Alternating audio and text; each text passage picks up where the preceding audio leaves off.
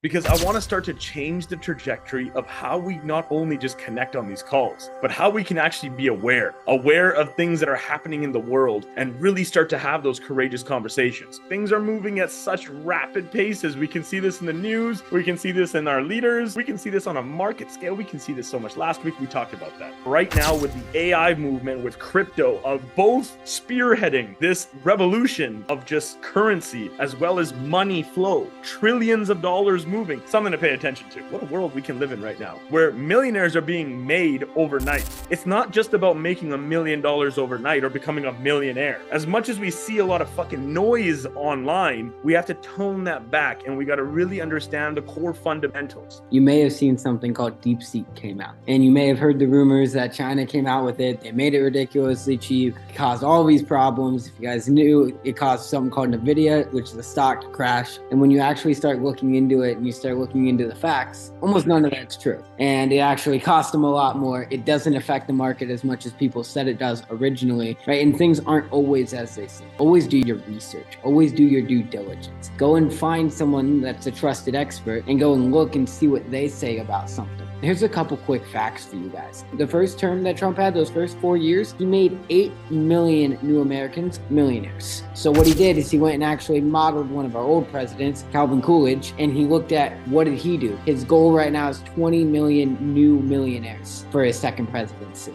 But you need to realize you can't time the market. It's knowing where do you want to get in, what is your actual intent, being clear about your intent, and then following through with it. So realize you're not going to time the market, know what you're doing, stick to your discipline, and then just most importantly, implement every single tip Jay's about to give you tonight on how to have the right mindset. Research. Take time to do research. That's a very good tip right there. Most of us don't take time. We listen to it, we watch it, we get on TikTok, we start swiping, and we're like, shit, we're experts. I'm an economist because I saw him talk about this and interest rates are going there, and now I know what I'm talking about. No, you got to do the research, get into that tunnel, and always think long term. Instead of even talking about the money first, let's get the mind right for the money. Ego is my enemy. It's in our DNA. And when you start to understand that, you say, wait, but that's really good. But Jay, I don't want to be arrogant. I want to be confident. For many, many years, I was trying to scale my business and I was doing as much as I could. Real estate was going really well, but then I started scaling coaching and I was like, I got it. I know exactly how to do it. I'm going to position myself with this funnel and I'm going to do this offer and I'm going to do this instead of just listening to the experts that had already done it. I wasted so many years just trying to not listen to the right people because of the ego. There's going to be a lot of millionaires created, but ego is going to also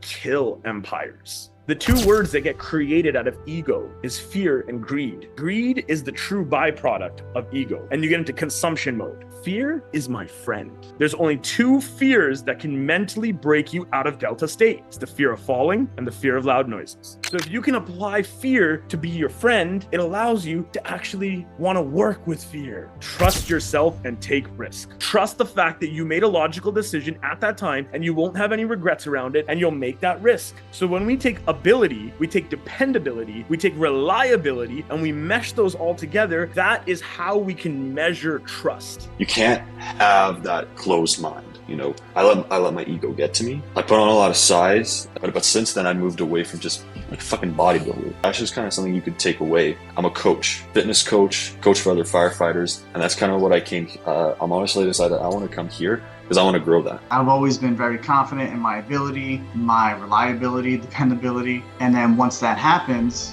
it shook me. My fear became not being able to provide for my family the way I should.